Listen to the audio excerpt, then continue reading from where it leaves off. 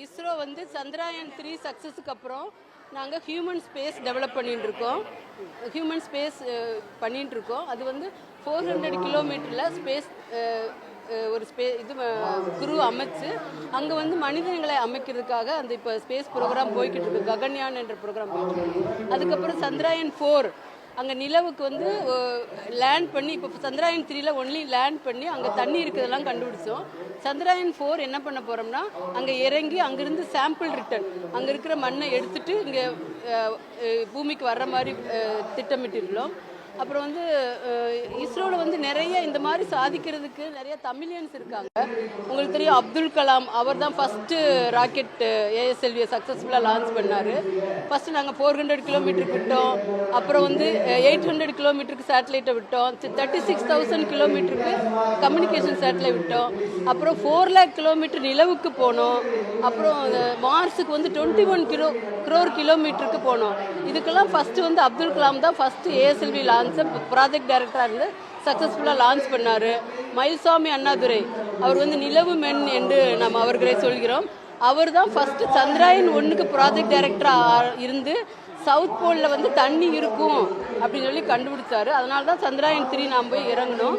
அதுக்கப்புறம் நிறைய woman scientist இஸ்ரோவில் வேலை பண்ணுறாங்க. இப்போ நான் கூட ப்ராஜெக்ட் டைரக்டர். நான் பண்ண சேட்டலைட் ஓசன்சாட் 3 என்ன பண்ணுதுன்னா அது வந்து அங்கேருந்து வெதர் ஃபோர்காஸ்டிங், அதுக்கப்புறம் சைக்ளோன், அந்த புயல்லாம் எப்படி மூவ் ஆகுது, அதனோட 1 வீக்கில் எங்கே மூவ் ஆகுது, எங்கே ஃபார்ம் ஆகுதுன்னு சொல்லும். அப்புறம் ஃபிஷிங் ஜோன் கண்டுபிடிக்கும். நாங்கள் வந்து என்ன தெரியுமா, அந்த ஃபிஷர்மேனுக்கு ஒரு இன்ஸ்ட்ருமெண்ட் கொடுத்துருக்கோம். அந்த இன்ஸ்ட்ருமெண்ட்டில் அவங்களுக்கு வந்து எந்த இடத்துல ஃபிஷ் இருக்குது, புயல் வந்து அவங்க அங்கே போகக்கூடாது, ஏதாவது ஒரு பார்டர் இருக்குன்னா அவங்க அங்கே போகக்கூடாது என்ற எச்சரிக்கையெல்லாம் அந்த இன்ஸ்ட்ருமெண்ட் கொடுக்கும். அதாவது அவங்கவுங்க ஓன் லாங்குவேஜில், தமிழ்நாட்டில் தமிழ் சொல்லும், கர்நாடகாவில் தமிழில் அந்த இன்ஸ்ட்ருமெண்ட் அவங்களுக்கு இன்ஃபர்மேஷன் சொல்லும்.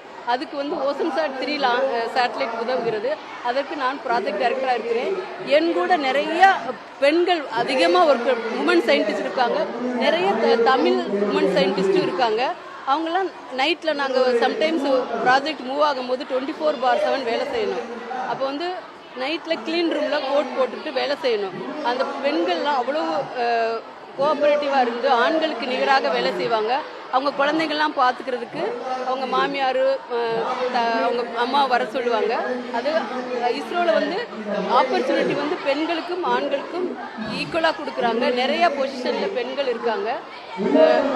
எனக்கு என்ன ஆசைன்னா, தமிழ்நாட்டில் அதிகமான பெண்கள் சயின்ஸ் படித்து முன்னேறி ஸ்பேஸ் சயின்ஸ் வந்து ஒர்க் பண்ணணும்னு ஆசை இருக்குது. ஏன்னா science is growing very rapid speed.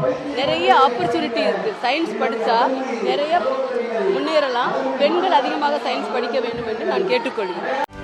செய்திகளை உடனுக்குடனும் துல்லியமாகவும் தெரிந்து கொள்ள சப்ஸ்கிரைப் பண்ணுங்க.